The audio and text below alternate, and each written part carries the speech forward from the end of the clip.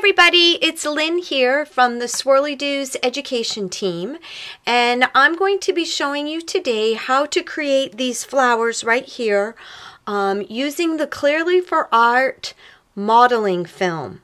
Now, I kind of searched around on the internet to see what I could find out about this product, and sadly there wasn't much to be found. So I proceeded to sit down and play, and this is what I came up with. I tried a couple different things, and as we know with that, some work and some don't. So without further ado, I'm going to show you how I created these lovelies that you can create also. So to create our flower, we need a piece of Clearly for Art modeling film. I chose 4 colors of perfect pearls. We have blue patina, mint, forever violet, and kiwi. Then I chose a stamp that had multiple layers to it so that I could cut it so that I could create 3 layers for my flower. We'll need a bottle of perfect paper adhesive. Now I tried many mediums in which to mix with the perfect pearls to help them adhere and also keep their bling quality, and this was the best one that I found, and this is gloss. Paintbrushes, archival ink, a craft mat, and we're good to go. Here you will see that I have stamped my image 3 times. Bottom layer, middle layer, and when it came to my center layer, just to save film, I placed the ink on the stamp and then just wiped off the ink on the outside edges so that I just got the center one and stamped that. Now to cut it out. Okay, so here we have the bottom layer of the flower that I stamped. I have cut out the outline of it. Now what I'm going to do is basically at the indents of each one, I'm going to cut towards the center.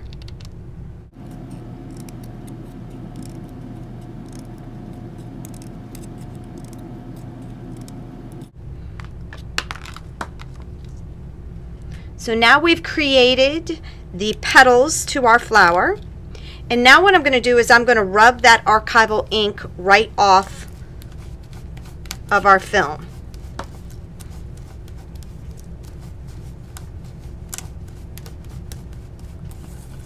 And there we have layer number 1. And here I have layer number 2, or the middle layer, in which I'm going to repeat the exact same process.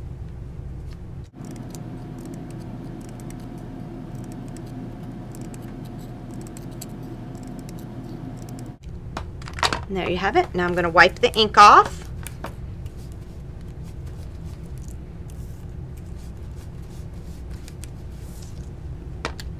Now I'm going to cut out the top layer.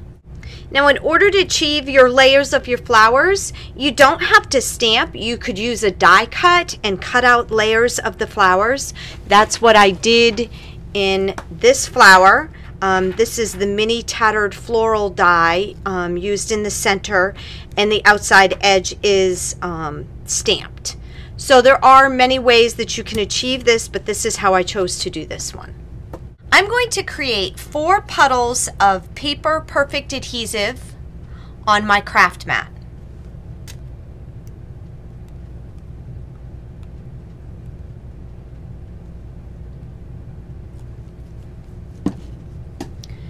Now, I have my perfect pearls here. When you open up your perfect pearls, please make sure that the cover is on top.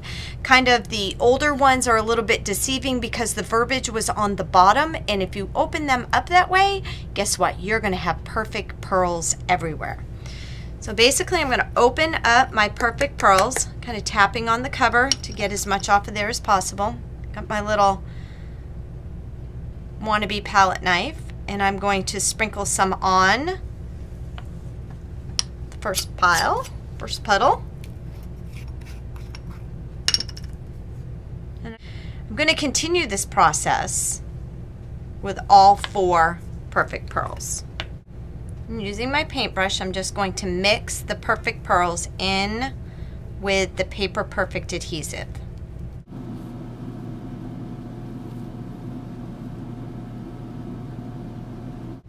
Now that I have my Forever Violet, I'm going to take my largest one and I'm just going to brush the mixture on. It'll be a little bit transparent. That's okay.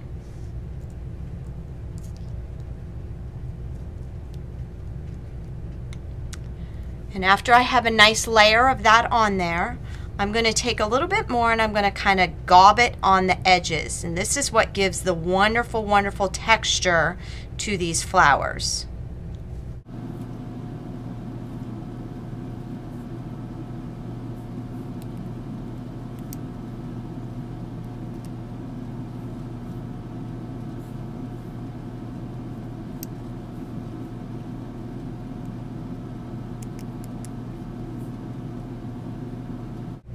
Now we'll just set that aside to dry and we'll move to the next color. For our middle layer, what we're going to do is we're going to use another base coat of the Forever Violet. Once again, just brushing on the mixture.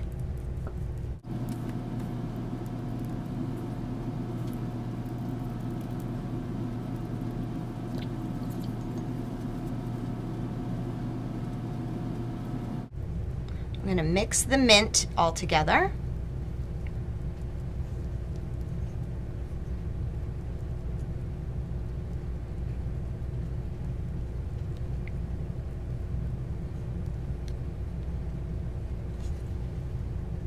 We're going to kind of start at the center, just kind of gob on some more of this.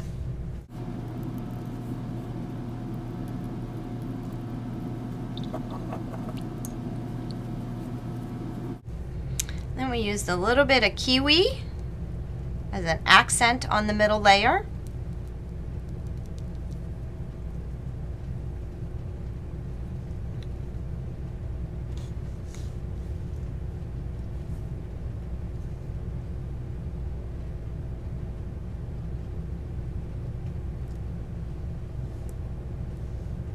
Now, if you wanted these colors to be totally separate and not kind of mixed together, what I would suggest that you do is dry each layer.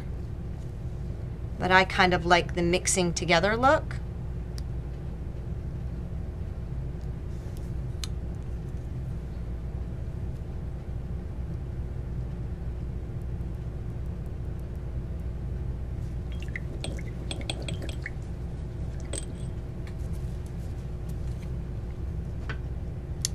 And then around the edges of this, I'm going to kind of gob on some of the Forever Violet. So you've got some pretty thick layers going on here, but that's what makes it so much fun and so luscious.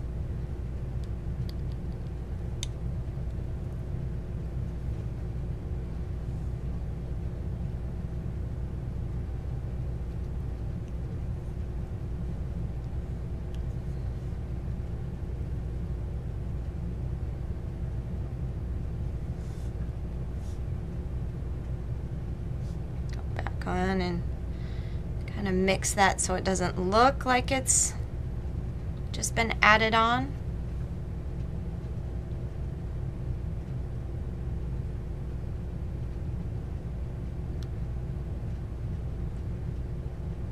All right, and there's your second layer.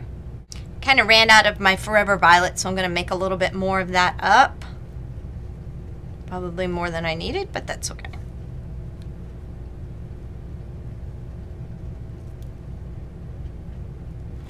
And now we have our center flower. So I'm going to totally, once again, put on a base coat of the Forever Violet. For the center of the flower, I'm going to use a little bit of the blue patina.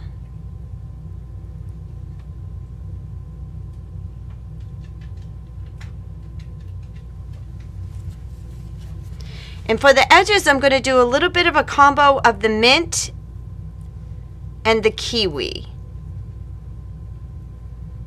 I'm just going to kind of multi-load my paintbrush with those two colors.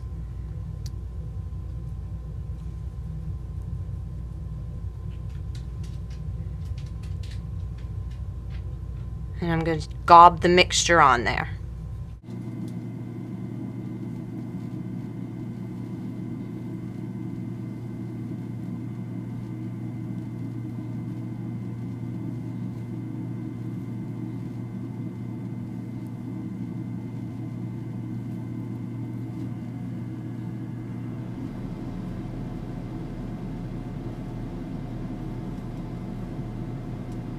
While I'm waiting for the layers of our flower to dry, I am going to start working on the tag. So the first thing I'm going to do is I've got some Crackle Distress paint, and this is Picket Fence. Love this one.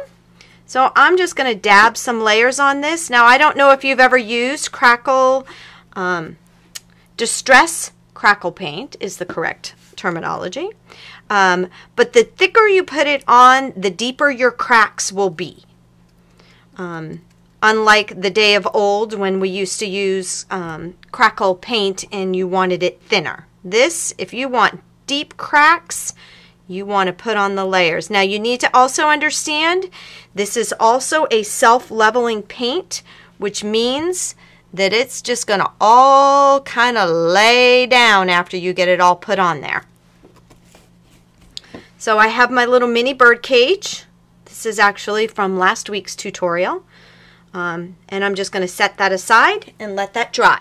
Another little note about Distress Crackle Paint is you want to let that air dry.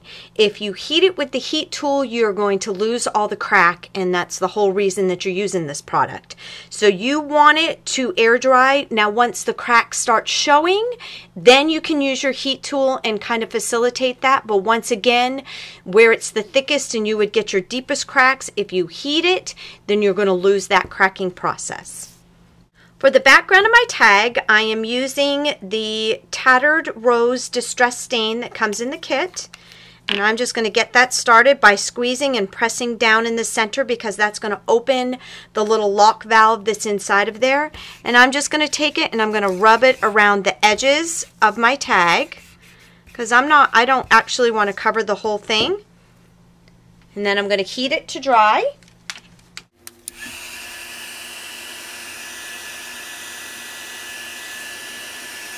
So my tag is all dry, and I'm going to use kind of a really cool technique that was brought to my attention by one of our amazing design team members, Heidi Kelly, where she made this beautiful canvas and she had placed inks in the background and then she covered it with the gesso, and the gesso allowed the color that was underneath to kind of seep through and give this beautiful muted look. So that's what we're going to kind of do. I just have a sponge, a sea sponge here, that I'm going to dab on some of the gesso just around the edges. No particular order. Just to give it some color.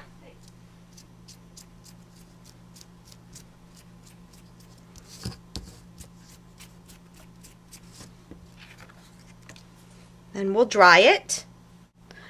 You probably can't see it, but instead of my gesso being a bright white now, a stark white, it's kind of a very muted pink, which is very, very beautiful. Now I'm going to use my Distress It All tool, my handy dandy Rip It Up tool, along the edges of my tag.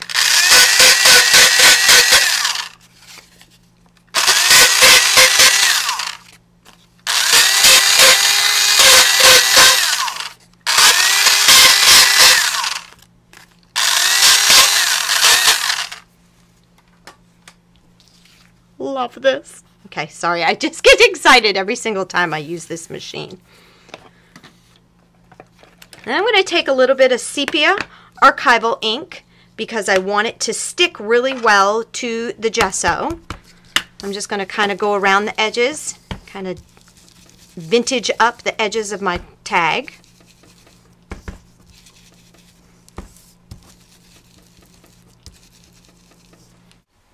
And with some archival jet black ink, I'm just going to kind of randomly stamp with this really pretty flourish onto my tag, just around the edges. I'm going to use one of the flourishes that I have left over from making my own stencil the other day, and I'm going to be using some of the Snowcap mixatives on my blending tool with my piece of felt, and I'm just going to put a little tiny 1-2 squeeze because I really don't need a whole lot of this, and I'm just going to kind of dab this around on here because I really don't want the whole thing, and I'm going to kind of woohoo swivel it while I'm putting that down.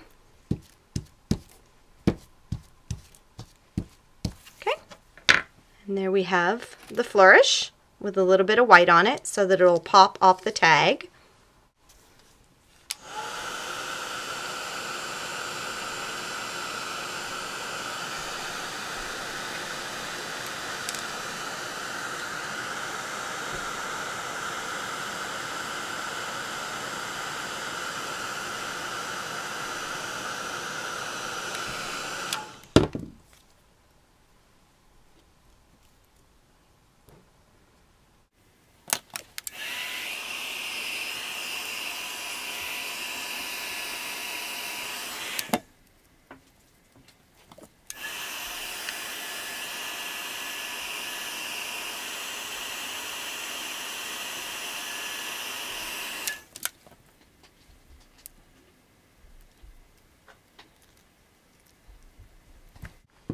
So here you have the molded center of the flower.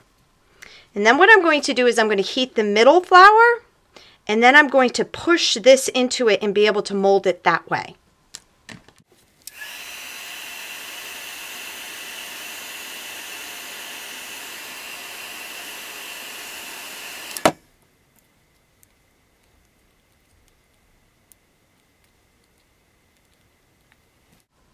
Layer 2.